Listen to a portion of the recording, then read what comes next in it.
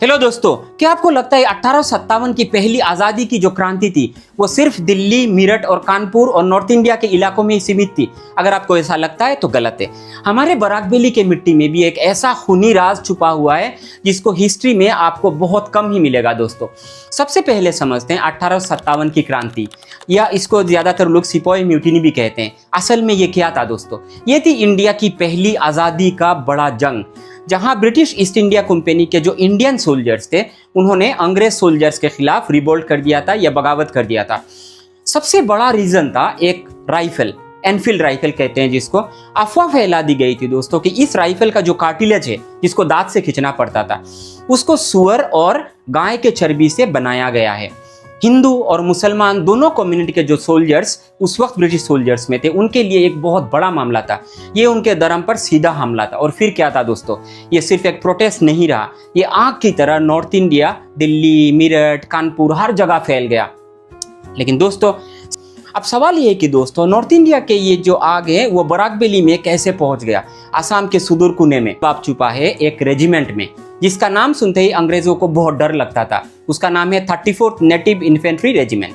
ये east India company की एक एलिट रेजिमेंट थी दोस्तों, जिसमें ज्यादातर जो जवान थे वो बिहार से आते थे, जिनको पूर्वियाज भी कहा जाता था। और हाँ, आपने मंगल पांडे का नाम तो सुना ही होगा, ये ज्यादातर लोग उनके बारे में पढ़ते हैं, जानते हैं। वो भी इसी 34th नेटिव इन्फेंट्री रेजिमेंट के जवान थे, लेकिन बराकपुर यूनिट के थे। जब उन्होंने बगावत कर दी ब्रिटिशर्स के अगेंस्ट में तो ब्रिटिशर्स ने पूरी बैरकपुर यूनिट को सजा देने का फैसला लिया।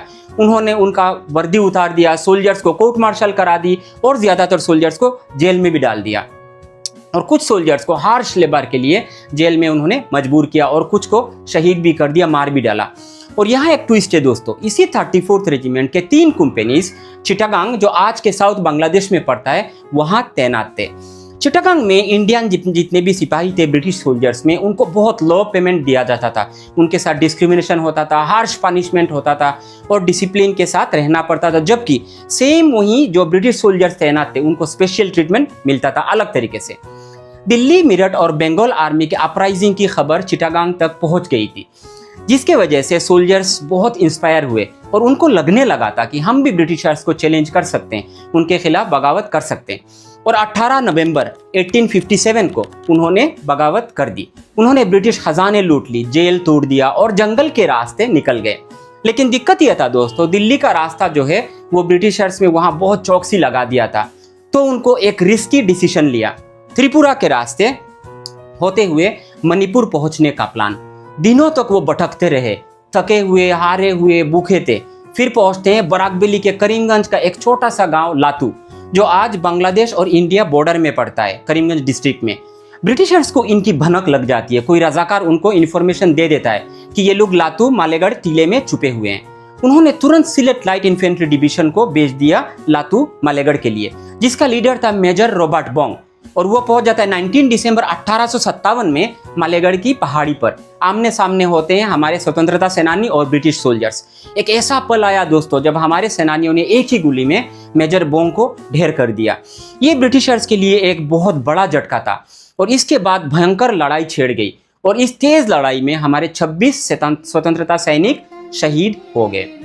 हालांकि उनका सही नाम दोस्तों आपको कहीं नहीं मिलेगा, ज्यादातर उनका नाम रिकॉर्ड हिस्ट्री में नहीं किया गया है। लेकिन अगर आप मालेगढ़ में जाओगे लातू में तो आपको उनका कब्र वहां मिल जाएगा। लेकिन कहानी यहाँ खत्म नहीं है तो दोस्तों, मालेगढ़ के बचे कुचे जितने भी सेनानी थे वो ग्रुप से अलग होके भाग के वो चले गए रौंटीला, मोहनपुर, जो आज हैलाकंदी डिस्ट्रिक्ट में है, वहाँ एक जंगल में छुप गए।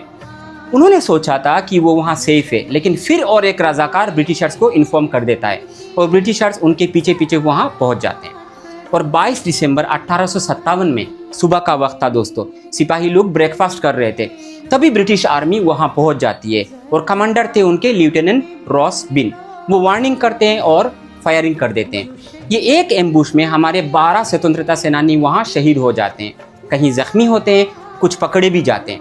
और जिनको पकड़ लिया गया उनको मोहनपुर फेरीघाट में ले गया गया और वहाँ पब्लिक एग्जीक्यूशन कर दिया गया और उनको लटका दिया गया एक बनियान ट्री में, ताकि लोग डरें। ये थी ब्रिटिशर्स का एक स्ट्रेटेजी दोस्तों, फियर क्रिएट करना ताकि रिवोल्ट दोबारा ना हो।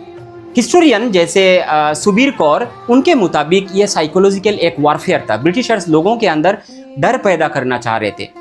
24 दिसंबर 1857 में बचे कुचे जितने भी सेना थे उनको मार दिया गया। जेलेंगा और बिन्नाकंदी में वो छुपे हुए थे। और इसके बाद बराकबेली में 1957 का जो क्रांति थी उसको दबा दिया गया। ये कहानी कोई मिथ नहीं है दोस्तों, या कोई थ्योरी नहीं है, ये एक डॉक्यूमेंटेड हिस्ट्री है। आप खुद इसको वेरीफाई कर सकते हैं। बुक है a history of Assam, sir Edward Gait. इसमें इस जंग का काफ़ी सारा जिक्र दिया हुआ है, लेकिन फिर भी हाफ पेज में लिखा हुआ है। सीई बुकलैंड करके एक है जिन्होंने Bengal under the lieutenant governor 1901 में लिखा था। Cachar district gazette, BC Allen, national archive of India, imperial gazetteer of India, इन सब चीज़ों में आपको इस इंसिडेंट का जिक्र मिल जाएगा, लेकिन डिटेल्स में बहुत कम ही लिखा हुआ है। सबसे दुख की बात यह है कि दोस्तों इतना बड़ा हिस्टोरिकल इवेंट हो गया, इसके बावजूद भी इसका ज़्यादातर जिक्र बहुत कम ही बुकों में मिलता है और आसाम के किसी भी टेक्स्ट बुक में ना के बराबर है, मेन स्ट्रीम इंडिया के बुक में भी नहीं है। दोस्तों हम मंगल पांडे के बारे में बहुत पढ़ते हैं, जानते हैं और उनके बारे में बहुत लिखा गया है, उनको हम याद भी करते हैं, जो बिल्कुल सही है। लेकिन उन्हीं के साथियों का ये बलिदान हम भूलते जा रहे हैं, जो हमारी अपनी मिट्टी बराकबेली के लातू में, मालेगढ़ में ये लोग शहीद हुए। ये कहानी हमारे लोकल टेक्स्ट बुक में होनी चाहिए ताकि आने वाली जनरेशन जान सके कि वो किस मिट्टी से बिलोंग करते हैं, मिट्टी का हिस्ट्री में क्या छुपा है। दोस्तों खुशी की बात यह है कि पिछले कुछ सालों में, देर से ही सही, मालेगढ़ के टीले में बहुत सारा डेवलपमेंट हुआ है। NGO और गवर्नमेंट ने मिल के वहाँ काफ़ी चेंजेस लाए हैं। अगर आप हिस्टोरिकल चीज़ों में रुचि रखते हो तो आपको एक बार वहाँ जाना चाहिए। और लोकल स्कूलों और कॉलेजों से मेरा एक रिक्वेस्ट है, आप अपने स्टूडेंट्स को बहुत सारे एजुकेशन ट्रिप में ले जाते हो, आप लोग अपने बच्चों को लातू के मालेगढ़ भी ले जाइए।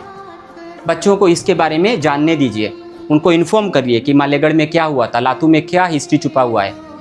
मालेगढ़ सिर्फ एक पहाड़ी नहीं है दोस्तों, ये हमारे आज़ादी का जो जंग था उसकी एक निशानी है, जो सबको सुनना चाहिए, जो सबको जानना चाहिए। अगर आपको मेरा वीडियो अच्छा लगे तो इसको लाइक, कमेंट और शेयर कर दीजिएगा और मेरे YouTube चैनल को सब्सक्राइब कर दीजिएगा, जिसका लिंक मैंने नीचे कमेंट बॉक्स में डाल दिया है। जय हिंद दोस्तों।